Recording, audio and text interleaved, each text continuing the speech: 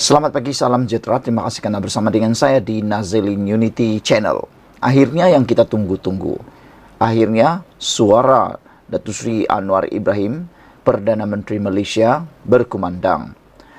Mengulas tentang isu stalking dengan kalimah Allah. Saudara, isu ini memang sangat panas. Namun demikian, ini komen lebih hebat, lebih afdal dan bijaksana daripada Perdana Menteri Malaysia yang juga terkenal sebagai Perdana Menteri Perpaduan Malaysia. Datuk Seri Anwar Ibrahim kata, mesti ada tindakan, tapi jangan hukum melampau. Itu komen Anwar Ibrahim berkait dengan isu stalking. Sangat tegas, sangat bijaksana, tetapi juga mengambil kira sentimen perkara yang mustahak. Perdana Menteri Anwar Ibrahim berkata, kontroversi membabitkan isu stalking yang tertera kalimah Allah baru-baru ini perlu disiasat dan diambil tindakan mengikut garis panduan undang-undang. Datuk Seri Anwar Ibrahim selalu mengatakan bahawa negara kita ini adalah negara berundang-undang. Tiada seorang pun di Malaysia ini boleh mengambil tindakan mengikut suka hati rasa sendiri berkait dengan perkara apapun di Malaysia. Ianya bukan berkaitan emosi, tetapi harus mengikut undang-undang. Kerana negara ini diikat oleh undang-undang. Namun demikian, Anwar Ibrahim menegaskan hukuman terhadap pihak terbabit tidak seharusnya berlebihan. Pandangan saya jelas, kata Anwar Ibrahim. Ada laporan, ada keterlanjuran. Mesti ada tindakan segera. Kemudian keputusan mengikut jalur hukum, kata Anwar. Mesti maju terus. Kenapa kita mesti terperangkap dengan isu-isu yang berpanjangan? Satu perkara yang menarik perhatian kita apabila Anwar Ibrahim kata, mesti maju terus. Dengan kata yang biasa kita cakap, mesti move on. Tapi mesti diberi hukuman dan mesti diambil tindakan, kata Anwar. Tapi kita mesti move on.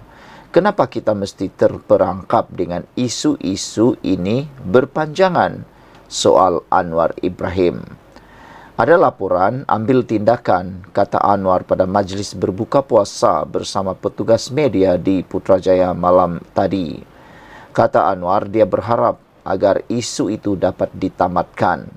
Jangan ada penghinaan terhadap agama, apalagi Islam, kata Anwar Ibrahim. Jangan kita terus dengan perbincangan ini, seolah-olah ada malapetaka besar dalam negara ini. Ambil tindakan tegas, segera, kata beliau. Dan kita kemudian harus maju dalam lapangan yang nak kita terokai. Hukuman pun janganlah hukuman yang melampau.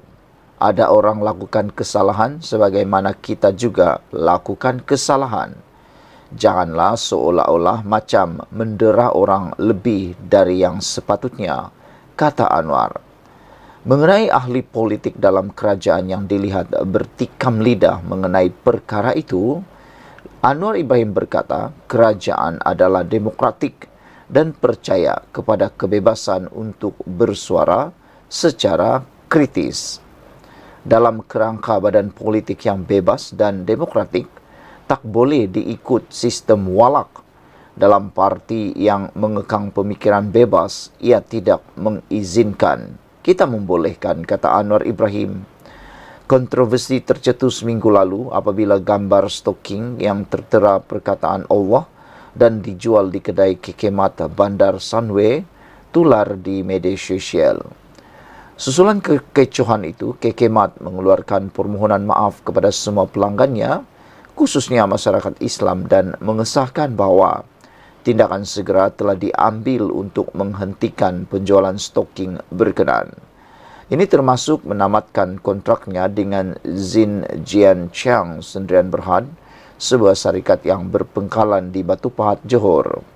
Pembekal itu sebaliknya menyalahkan Mu Mian King Hoseri kerana tersilap menghantar stoking berkenaan, di mana mereka kemudiannya telah terlepas pandang produk tersebut. Pihak polis ketika pemeriksaan ke atas kilang Zin Jian Chang hanya menemui 5 pasang stoking tertera kalimah Allah dan kesemuanya telah ditarik balik dari KK Mat. Ketua Pemuda UMNO Akmal Saleh antara yang lantang menggesa KK Mat diboikot meskipun selepas ditegur 3 menteri kabinet. DAP turut menyuarakan rasa tidak setuju dengan pendirian sayap UMNO itu.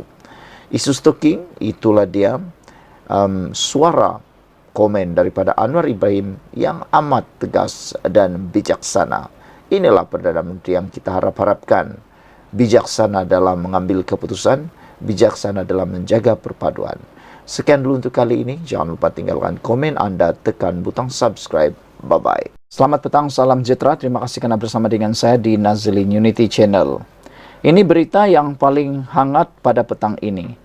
Pemuda UMNO, pemimpin Pemuda UMNO Johor akan didakwa atas tuduhan serangan seksual. Wow. Yang menjadi pertanyaan kita pada petang ini ialah, siapakah pemimpin Pemuda UMNO yang didakwa ini? Seorang ketua Pemuda UMNO Johor dijangka didakwa di mahkamah esok atas dakwaan melakukan serangan seksual terhadap beberapa remaja lelaki. Sekurang-kurangnya 6 remaja dikatakan menjadi mangsa dalam kes itu. Semalam pada mulanya dilaporkan bahawa suspek telah ditahan pada Isnin selepas laporan polis dibuat yang menuduhnya melakukan serangan seksual terhadap seorang remaja lelaki. Polis kemudian memberitahu bahawa terdapat 2 mangsa, kedua-duanya kini berusia sekitar 15 tahun.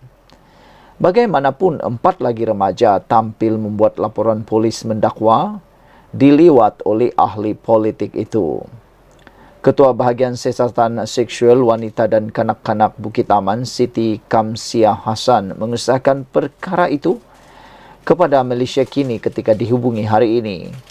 Setakat ini, polis telah menerima sebanyak 5 kes terhadap suspek, katanya, menerusi pesanan ringkas. Satu daripada kes itu dipercayai melibatkan 2 beradik yang membuat laporan bersama semalam selepas digesa bapa mereka. Difahamkan pihak berkuasa bercadang untuk mendakwa suspek dalam salah satu kes esok. Ketua Polis Daerah Mersing, Abdul Razak Abdullah Sani berkata, pihaknya menjangkakan untuk mengemukakan kertas siasatan ke pejabat pendakwaan lewat hari ini. Dia bagaimanapun enggan mendedahkan maklumat lanjut. Siasatan masih dijalankan. Dijangka ada kenyataan media lewat petang ini, katanya. Malaysia kini mendapat pengesahan bahawa suspek adalah seorang ketua Pemuda UMNO di salah sebuah bahagian di Johor. Identitinya dirahsiakan kerana dia masih belum didakwa di mahkamah. Menurut salinan laporan polis yang tular di media sosial, suspek aktif dalam program kesukarelawanan dan NGO. Dia dikatakan kerap membawa remaja terbabit menyertai aktiviti tersebut. Kata Black Panther 3884 dalam ruangan komen di Malaysia Kini, "Hello, Ketua Pemuda UMNO, mari membela anak buah kamu," kata Black Panther.